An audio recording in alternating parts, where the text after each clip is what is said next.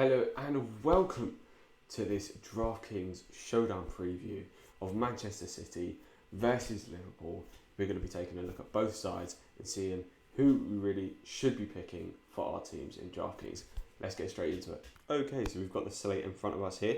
We've got the captaincy option open first of all. Obviously, De Bruyne is the most expensive player in the slate, followed then closely behind with Salah, then Mane, and also Morris just in behind that.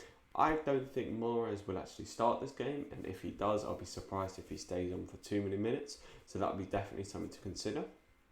Let's just take a quick look at the flex prices. So obviously De Bruyne is the highest at 11,000, probably one of the cheapest you are going to see him because it is against Liverpool. Now with this game, we tend to see a very high-paced, intense game. It's been tight in the past where they've had a couple of 0-0s, maybe a 1-0 victory, but we've also seen some 4-3s, some 2-2s, that kind of thing. So although Liverpool have won the league, I think we can expect this to be an intense one. I think Manchester City will want to win this game, and Liverpool won't just roll over and allow them to do so, even though they've won the league.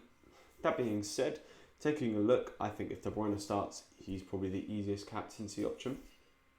The only reason you probably wouldn't captain De Bruyne is maybe if you captain someone a little bit cheaper in order to get the likes of De Bruyne, Salah, and Mane. Personally, I don't think I'm going to be having Salah and Mane in too many of my teams. I think that they don't have the greatest of flaws. Mane probably a bit better than Salah, so if you're going to go for one, I'd go for Mane. Although with the defence that Manchester City have had, we saw them against Chelsea. They were very lacklustre, very poor defensively, and Liverpool are really, really good at counter-attacking team. So maybe you could look at bringing one of the Liverpool players, maybe even bringing in Roberto Firmino if he does start for 6,800. He won't be getting as many shots, pass assists, sort of thing. But if you want a Liverpool attacking option, comparatively to the price of Salah and Mane, Firmino does offer an incredibly good option.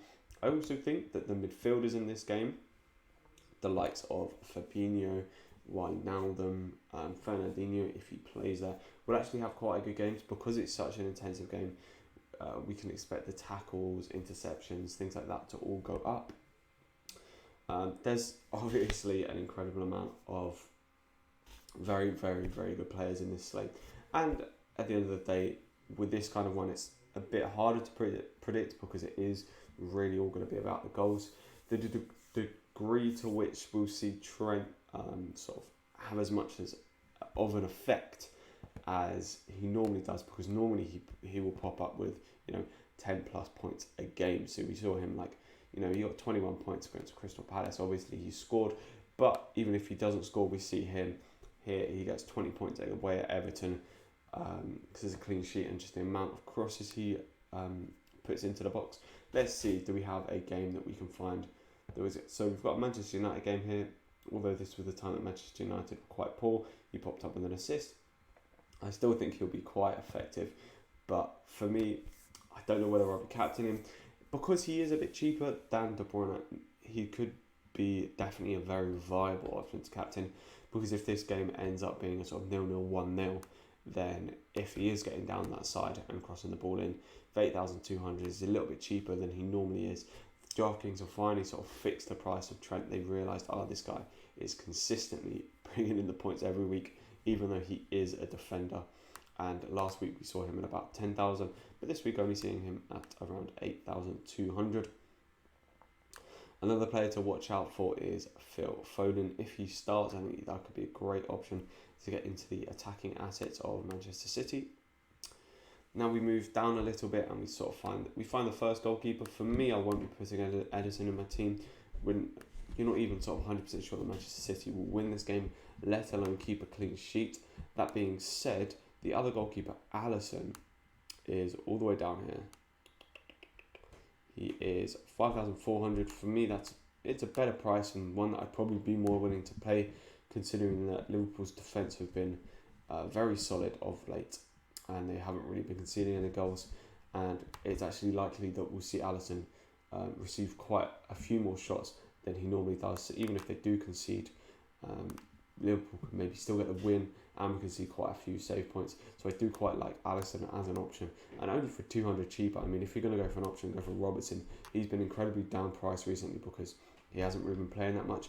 But in this kind of game where Manchester City have, well, both sides have very attacking fullbacks, I think the attacking fullbacks on both sides can end up doing very well because they'll almost catch each other out in a way. We'll see Robertson bombing down that wing. He'll be able to get crosses in when Walker's out of position, and the same as Walker will be able to get those crosses in when Robertson is out of position. Although I'd say Walker is the better defender than Robertson, so maybe we'll see Robertson a little bit restricted. Depending on if Walker plays, if we see Cancelo play, then I feel like Robertson will have a lot more freedom down that left-hand side. Chamberlain, another one I actually quite like.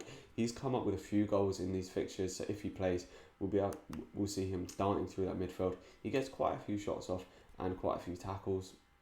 Henderson's not too bad of an option, but obviously, as I've said, if you're going between the two of Chamberlain and Henderson, I'd definitely be going for I would say Chamberlain personally.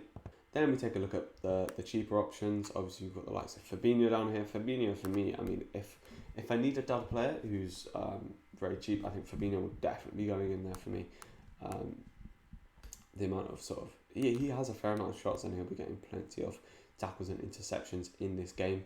And you can see the midfield players likely to get more fouls drawn, just because Manchester City do like to foul opposition teams. So maybe some of the attacking players will also get quite a few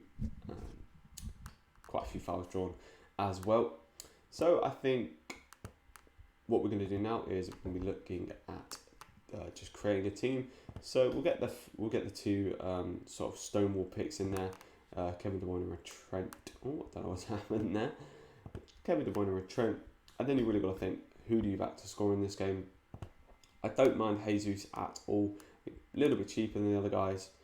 And he gets in so many attacking positions.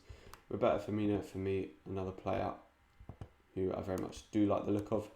And then I think we'll scroll down and we'll lob in Robertson as well. I expect him to be bombing down the wing, picking up plenty of crosses. 5,600.